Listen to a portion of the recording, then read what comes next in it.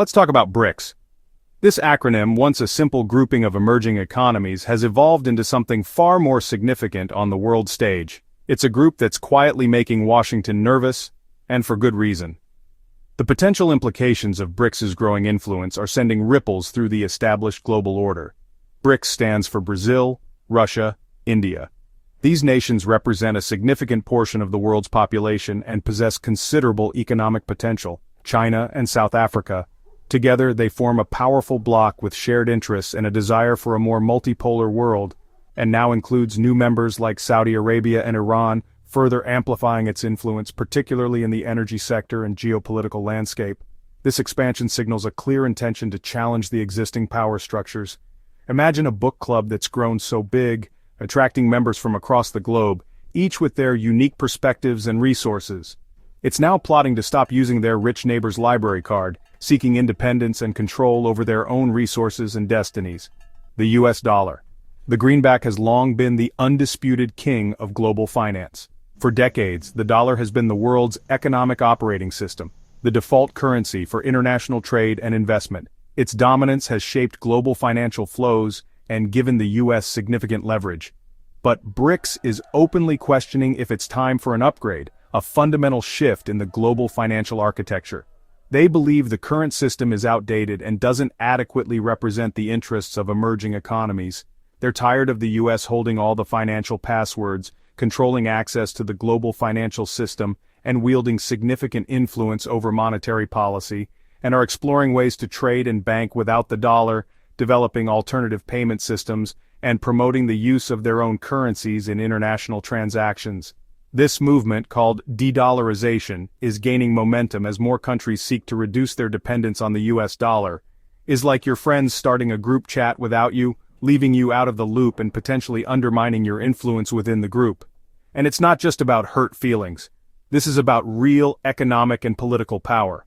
For the US, it's a potential seismic shift in global power, a challenge to its economic hegemony and its ability to shape the world order. These countries see their reliance on the dollar as a vulnerability, making them susceptible to US economic policies and sanctions.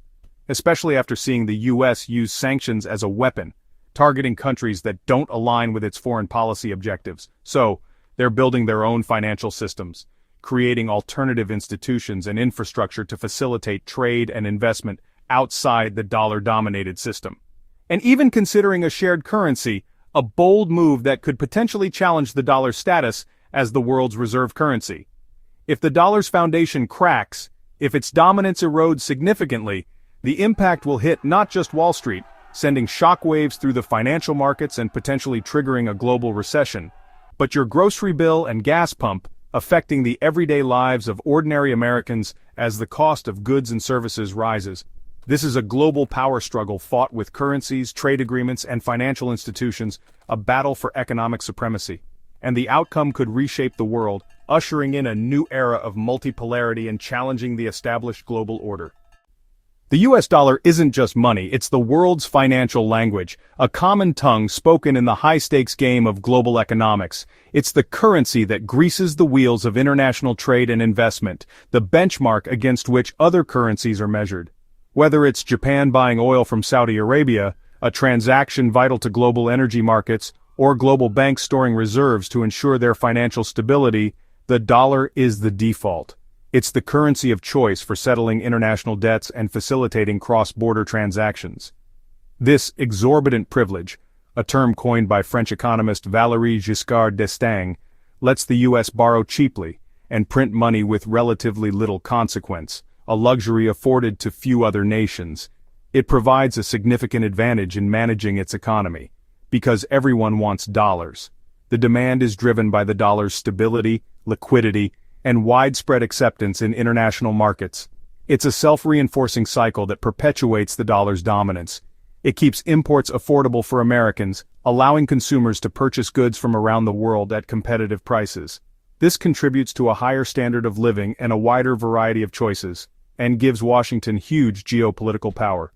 The ability to control access to the world's reserve currency provides significant leverage in international relations, allowing the US to influence the behavior of other nations.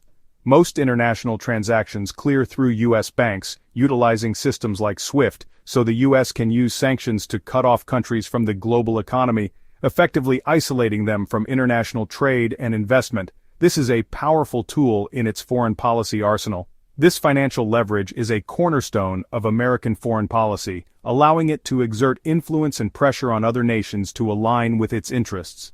The dollar underpins U.S. economic stability, lowers costs for businesses and consumers, and acts as a powerful weapon abroad, enabling the U.S. to project its influence and protect its interests on the global stage. When a system works this well for you, providing significant economic and geopolitical advantages, you don't want others building their own. But that's exactly what BRICS is doing, laying the groundwork for a new set of rules, challenging the existing financial order, and seeking to create a more multipolar world. The dollar's dominance is both America's shield, protecting its economy from external shocks, and its sword, allowing it to wield financial power on the global stage. If that changes, if the dollar loses its status as the world's reserve currency, the U.S. loses its home field advantage, its privileged position in the global economy. That's why Washington is watching BRICS so closely, monitoring its activities and assessing the potential implications for the U.S. and the global financial system. The stakes couldn't be higher in this global power play. So, who are the BRICS? Originally Brazil, Russia, India, China, and South Africa, now joined by oil giants like Saudi Arabia and Iran. Together they represent over 40% of the world's population and a growing share of global GDP. Their expansion isn't just for show, it's about bringing in major oil producers and challenging the dollar's grip on global trade. These countries want a world where the U.S. doesn't dominate everything. They see institutions like the IMF and World Bank as Western-controlled and want a bigger say. The U.S. freezing Russia's reserves after the Ukraine invasion was a wake-up call. Dollar assets aren't as safe as they seemed. Now BRICS is pushing to trade in local currencies and building their own financial institutions. India buys Russian oil in rupees, China pays Saudi Arabia in yuan. They're methodically building a parallel financial system, one that doesn't answer to Washington. It's about self-preservation, not just prestige. The financial lifeboats are being launched. Dedollarization. It's a term that's been gaining traction in financial circles, but what does it really mean? At its core, dedollarization is about reducing the world's dependence on the US dollar as the primary currency for trade, investment, and reserves. It signifies a move towards a more multipolar financial world. This isn't an overnight switch that will happen in a flash. It's a slow, steady, and deliberate shift occurring over years, perhaps even decades. It's a gradual evolution of the global financial landscape. The BRICS countries, Brazil, Russia, India, China, and South Africa, are increasingly settling more of their international trade in their own respective currencies, rather than relying on the US dollar. This effectively cuts the dollar out of the loop in these transactions, reducing its dominance in global commerce. Each and every non-dollar transaction, no matter how small, incrementally chips away at the overall global demand for the US greenback. It's a death by 1,000 cuts scenario. Furthermore, central banks around the world are actively diversifying their foreign currency reserves, moving away from a dollar-centric approach. They are buying more gold, which is seen as a safe haven asset, and reducing their holdings of US Treasury bonds. This trend has accelerated, especially after witnessing the freezing of Russia's assets by Western nations. In an increasingly uncertain world, gold is now viewed as the neutral and reliable safe haven for wealth preservation. With fewer international buyers for US debt, America's financial privilege and influence on the global stage could diminish. The BRICS nations are also actively building alternative payment systems and financial infrastructures, such as Russia's SPFS and China's CIPS, which are designed to facilitate cross-border transactions. These systems aim to bypass Western-controlled financial networks, most notably the SWIFT system. So, what is the ultimate goal of all these efforts? The long-term vision might include the creation of a shared BRICS currency, a unified monetary unit, potentially backed by tangible commodities like oil, gold, and other valuable resources. It's a long and complex road ahead, filled with challenges, but the overall direction of travel is becoming increasingly clear.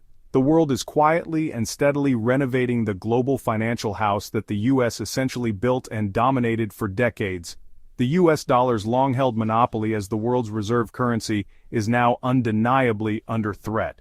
While the process of de-dollarization is undoubtedly slow and gradual, the underlying momentum is very real and gathering pace. This is a trend that the US simply cannot afford to ignore, as it could have significant implications for its economic future. Why is the US so worried? It's not about a sudden dollar collapse but a slow erosion of the privileges that have powered America for decades. If global demand for US debt drops, the government will have to pay higher interest, leaving less for everything else. A weaker dollar means higher prices for imports, fueling inflation and squeezing American households. The cost of living would rise, not because of corporate greed, but because the dollar's value is falling. Most alarming for Washington, de-dollarization blunts the power of sanctions. If BRICS builds a viable alternative, US sanctions lose their bite. America's ability to shape global events would shrink. The balance of power could shift dramatically. If the dollar loses its crown, the shockwaves would be global, but Americans would feel it most. The dollar would drop in value as countries dump it for other assets. US exports might get a boost, but the negatives would overwhelm higher interest rates, soaring mortgage and loan costs, and a shaky bond market. Inflation would surge as imports from oil to electronics become pricier. The Federal Reserve would be trapped, raise rates and risk recession, or let inflation run wild. The US would lose its economic edge and global influence.